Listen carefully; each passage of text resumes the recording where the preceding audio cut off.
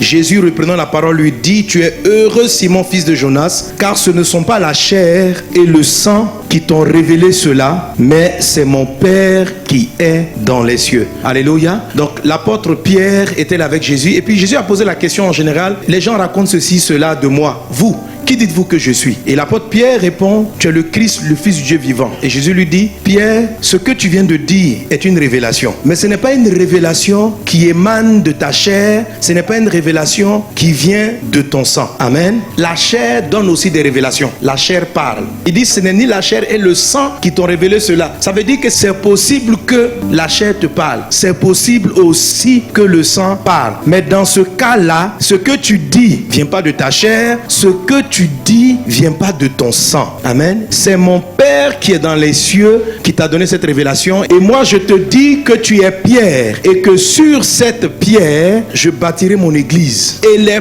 portes du séjour des morts ne prévaudront point contre elle. Ce qui signifie, quand il dit sur cette pierre, ce n'est pas sur l'apôtre Pierre, c'est sur la déclaration. Ça veut dire sur la parole qui vient de Dieu que tu as donnée. Mais cette histoire est assez intéressante. Ça signifie quoi? Dieu nous parle en nous-mêmes sans qu'on soit conscient que c'est sa voix. En fait, ce qu'il est en train de dire, c'est qu'il y a trois voix. Il y a la voix de la chair, il y a la voix du sang, et puis il y a la voix de Dieu. Ça veut dire que dans certaines situations, face à des questions de la vie, il y a trois informations différentes qui peuvent arriver dans ton cœur. Il y a une des informations, celle qui vient de Dieu. Si tu l'actives, si tu la prends, elle bâtit une forteresse inébranlable. Sur un rocher, il dit: les portes du séjour des morts. Le séjour des morts, c'est tout ce qui est diabolique, les démons, l'échec, la maladie, les problèmes. Il dit: tant que tu bâtis sur ma parole, qui est un rocher inébranlable, Satan ne peut plus rien faire. Mais quand tu bâtis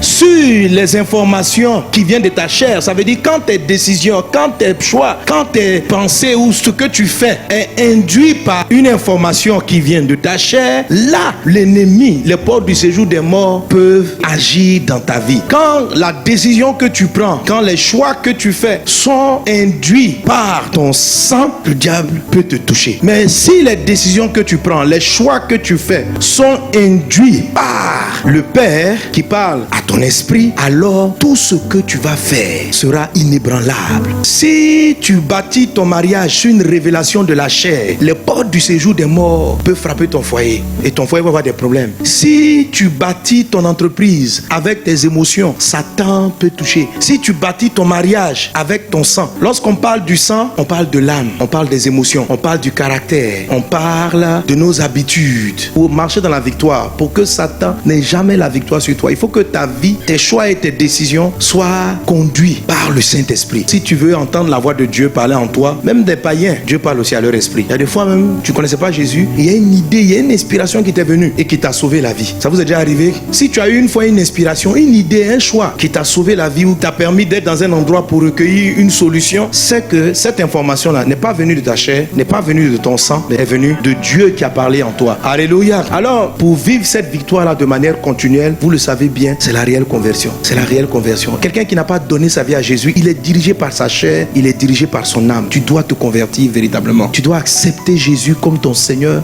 et ton sauveur. Sinon, ton âme va prendre le contrôle. Les païens sont dirigés par leur âme. C'est pourquoi Satan peut les manger à tout moment. Les portes du séjour des morts ont accès à leur vie, que les portes du séjour des morts n'aient pas accès à ta vie. Les chrétiens aussi qui vivent selon la chair. On connaît les œuvres de la chair. Galates chapitre 5, verset 22. L'impudicité, le mensonge, la tricherie, l'orgueil, tous ces genres de choses-là. L'apôtre Paul nous exhorte, il dit de renoncer aux œuvres de la chair, de crucifier la chair. Pourquoi tu as les échecs dans la vie? Parce que ta chair dirige trop ce que tu fais.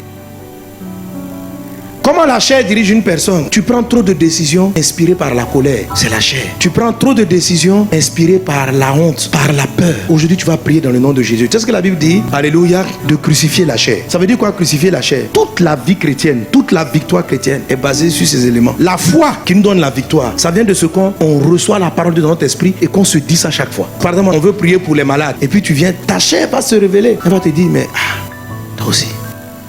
Tous les docteurs, là, même docteur, ça n'a pas marché. La science même t'informe que cette maladie-là est incurable. La chair qui parle, la chair parle. L'âme, les deux sont des camarades. L'âme, la chair s'associe. L'âme a l'habitude et l'habitude vient de nos expériences. Et l'âme va comme ça t'expliquer. Aucun homme Regardez le diabète. On ne guérit pas du diabète. On a des traitements à vie. Mais tout est possible à celui qui croit. Tu es confronté à des blocages financiers. Ta chair te donne une information. Ton sang te donne une information. Dans ton sang, il y a les expériences. Les expériences te parlent. On te dit, mon ami, dans ce pays-là, on ne sort jamais d'une dette comme celle dans laquelle tu te trouves. Et tous parlent. Mais dans le calme, pendant que la chair et le sang sont en train de te donner des avis, l'esprit en toi te donne une décision à prendre. Et il te donne de l'espoir. Te dit, crois, c'est possible. Tout est possible à celui qui croit. Tout est possible à celui qui croit. Tu dois dire en toi-même ce que Dieu dit par rapport à la situation. Si tu commences à chanter dans ton cœur ce que la chair dit, le séjour des morts va prendre le dessus sur toi. Si tu continues dans ton cœur ce que tes expériences, ta peur, ton doute et ton sang te dit, le séjour des morts prendra l'ascendant sur toi. Pour vaincre la chair, la Bible dit marcher selon l'esprit, vous n'accomplissez pas de la chair. Mais avant même de marcher selon l'esprit, il faut identifier la chair et décider de ne pas être une personne charnelle. Ça dit, tu sais pas, la colère te prend. Qui est fatigué de la colère? Voilà, alléluia. La colère, c'est une voix puissante de la chair qui te donne des révélations. Faut lui parler mal. Faut lui, j'ai dit, lui là, faut lui pas. Non, faut.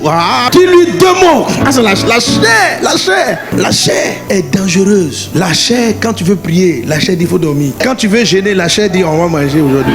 Le jour où tu as décidé de jeûner, c'est ce jour-là la chair a faim. Quand tu n'as pas décidé de jeûner, quand tu ne veux pas jeûner, la chair n'a même pas faim. Tu restes même jusqu'au soir. Tu n'as même pas mangé, tu ne te rends même pas compte. Mais le jour où tu dis je vais jeûner, c'est là la chair. Mais où tu es là, tu es fatigué, tu as trop faim. Regarde, ça fait 3 jours que tu n'as pas bien mangé. Il faut te nourrir. Dans la vie, il faut te nourrir. La Bible dit les désirs de la chair sont opposés à ceux de l'esprit. Comment finir la chair? C'est simple. C'est simple. Amen. Tu vas informer la chair qu'elle a été crucifiée. Même si elle parle, elle a été crucifiée. Je veux que tu comprennes et que tu acceptes qu'elle a été crucifiée. Qu'elle n'a pas de pouvoir. Elle n'a plus de puissance. Tu vas me dire, mais pasteur, en tout cas, elle est là. Je te le dis parce qu'en fait, la solution que je donne est trop intéressante. Il n'a pas dit les désirs ont disparu. Il dit marchez selon l'esprit et vous n'accomplirez pas les désirs de la chair. C'est là que j'ai revenu sur le disque. Qu'est-ce que tu te redis en toi-même? Il te sera très difficile d'avoir la victoire sur la colère. Si tu te dis tous les jours, il faut que je sorte de la colère. Il ne faut pas te dire, il faut que je sorte. Il faut suivre l'esprit. C'est-à-dire que la chair a été crucifiée. L'esprit ne se bat plus. L'esprit avance. Jésus dit, marchez selon l'esprit et vous n'accomplirez pas les désirs de la chair. Ça, autrement dit, si je ne suis pas l'esprit, les désirs, je vais les accomplir.